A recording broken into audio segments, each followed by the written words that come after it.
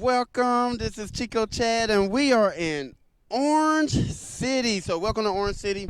This is the Orange City Tulip Festival, and we're going to take a walk down. They're scrubbing the streets right now. We're going to go see what's going on and get some good footage for you. We're going to watch this live on Facebook, and we're going to go live and see what's going on. We love it. You love it. Tulips season. Let go. Hi, my name is Chico Chad. How you doing? I'm doing well. What's your name? Harold Van Bimmel. Nice to meet you, Mr. Van Bimmel. What is the best part about this Tulip Festival? Being here.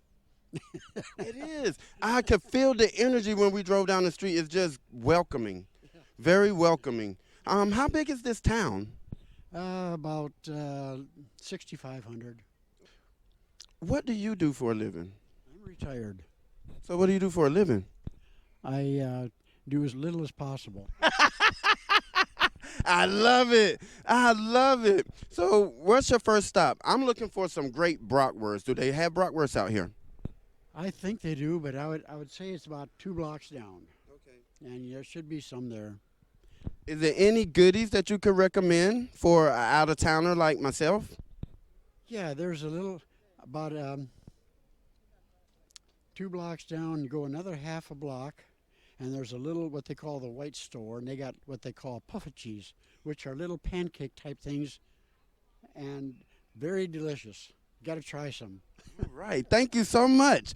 Well, if you all got time, come on down to Orange City on Tulip Festival. We have it the third week in May, every year.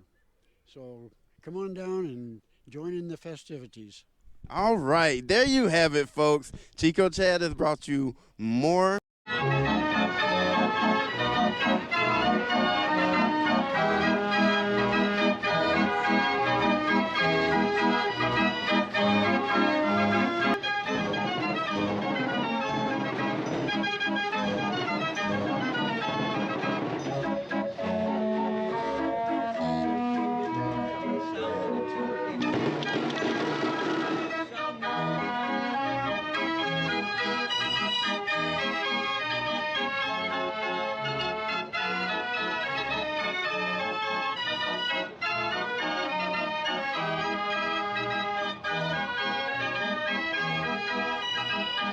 Jason Reeb, Rapid City, South Dakota, born and raised.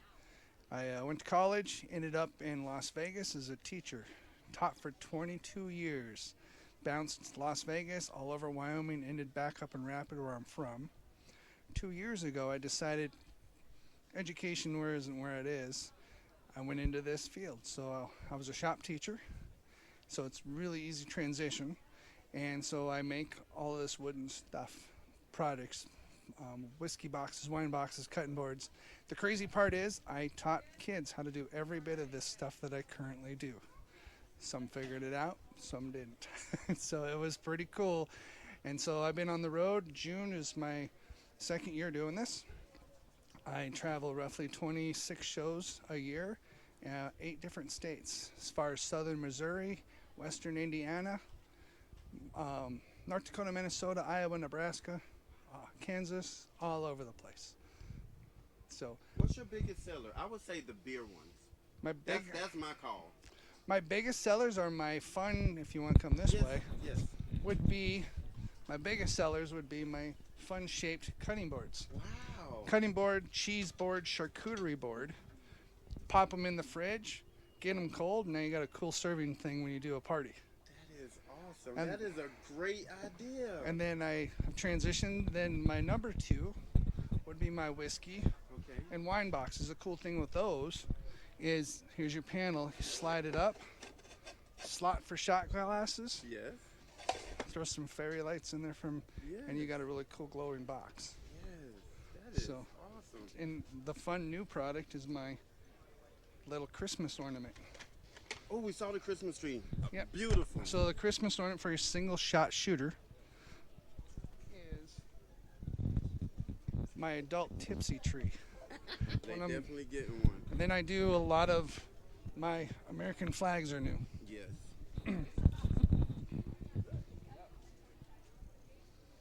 So transition from teacher to entrepreneur, and I travel the country now. Yes. Do you have a sidekick? No, No, I just run you? myself solo here. Right. So just traveling. And the beauty is I pick my schedule, my shows. Where do I want to go? made out. This is all basswood. And so what they would do is they would get a log, and they would cross cut it, and they would get a buck. Then they would split it with something called a froe. Now this is a hatchet, but the froe is an L-shaped thing. And what they would do is they would take a maul, and they would split it and quarter it. So you would have your right shoe. So you could use this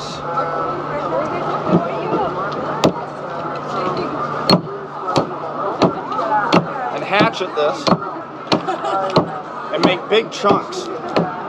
Take big chunks off. This is the back of the shoe. This is the front.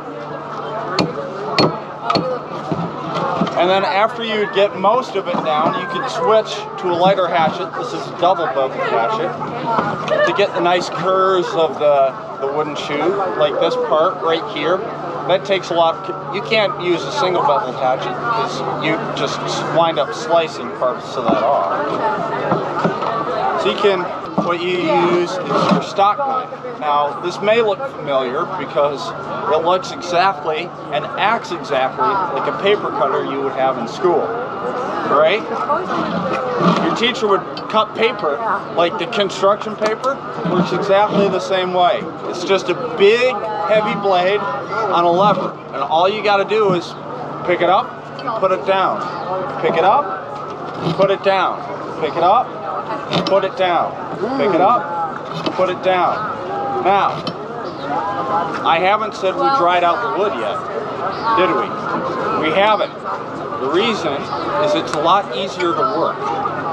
If I would use this hard piece right here, it'd be like carving a rock.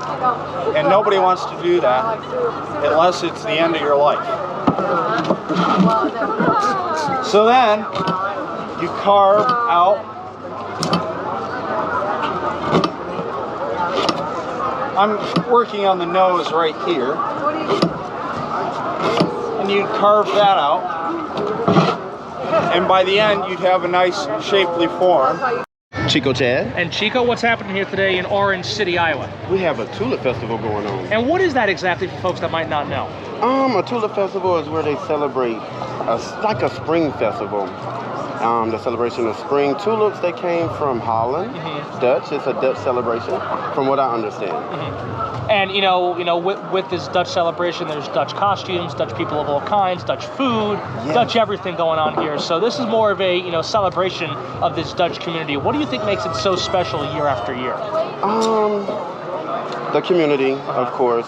The welcoming, because I'm an out-of-towner and everybody is so welcoming. The food, the kettle corn, and some of the festivities. The parade, because I've heard that they use some of the same floats as a tradition, and it's a lot of history here to be learned as well. And you know, the food is definitely a key thing as well. What are some things you've tasted? What stands out in your opinion? I was just about to get started. I'm going for a bratwurst first. Okay. And maybe with some sauerkraut, if I can find some good sauerkraut. Now, there's that entree. Behind us here, there's a nice little bakery going on. So if you were to recommend any bakery items, what do you think you would go for? Well, good afternoon, I would definitely try the folks. We're almond so glad patty. that And what's that you're all here for, I guess it's Tulip almonds Festival. and flour and wheat and we know that the water paste- it's a carriers paste and the wrapped street in scrubbers almond are paste coming this sprinkled way. with sugar. So Just you're a not from couple of Iowa, you're from reminders. Minnesota, you were telling me, If you want to correct? get What wet, brings you from Minnesota raise downstate? your hand I'm a content and creator wave as at one of well, the boys and in the I'm bucket, gathering and they'll content help for you my get YouTube wet. channel, Chico Chad. Okay, If and you what don't wanna exactly get is the purpose wet, of that channel that you have on YouTube? stand back Just to a little spread bit good if you're buying news tea. and purposeful But once the boys information, are like passed, celebrations if you like want to this. take a That's picture, unheard feel of free to step maybe out. in Minnesota because Ask we don't have a somebody, I'm tulip sure they'll festival. cooperate that you can Now, where is get your in picture. Minneapolis, I assume? Where exactly? Yes, Minneapolis. So that's a far drive, right? Yes, 5 hours. Oh, that's not terrible. Not too bad. Not terrible at all. Minneapolis brings you down here to Orange City, Iowa, and not just you, people from all across the country and the world come here to celebrate celebrate this festival for now 82 years. That's what it is. 82 years of this festival here in Orange City, Iowa. Now, you know, of course, folks who are local, yeah, that's special. It's important year after year. But what do you think attracts outsiders from parts not called Iowa to this event year after year? Something new, something new, different.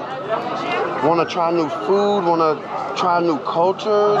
I want to see clogs being made. I've never seen that. So that's something interesting to me, and then you can wear those. And that's a tradition that's been passed down for centuries, and people are still doing it. So that's what I'm really fascinated about. How would you describe the clothing that, you know, the people who have Dutch heritage wear? There's lots of old school clothing from back in the day, hundreds of years ago. Just break down the texture of it and overall, you know, what it looks like in your opinion. I would say that it was made with a lot of love, because usually your grandmother or your mother made it, and the material was definitely more durable than some of the material that we have today, because again, they use it year after year and they wore it day after day. So that material had to be rugged, and they worked in it, they traveled in it, they did everything in it. And, you know, the fact that it's carried on all these years later, hundreds of years later, that shows the importance of that tradition. What makes a tradition like this, or really any tradition, so important to one? Family, the gathering of stories from past traditions, and the planning of new, maybe incorporating some new traditions for the newer generation. Now, you said you're from Minneapolis. How would you take the story back all the way up there when you're done with your time here in Iowa? Oh, I'm going to go back really excited and tell all my friends you guys missed out on a special treat, because this is something that happens once a year and you won't get it again until next spring. And again, let's say you come back next year and the year after that and the year after that, you better get some family and friends, correct? Correct.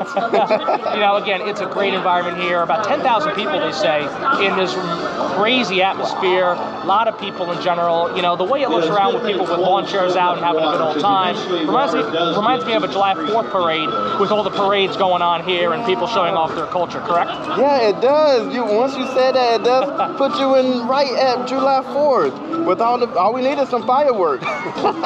Maybe some Dutch fireworks. I don't know. Dutch fireworks, yes. So overall, if you can describe the things you've seen here so far, and everything that's going on in one word, what's that one word to paint the picture of this 82nd annual Tulip Festival?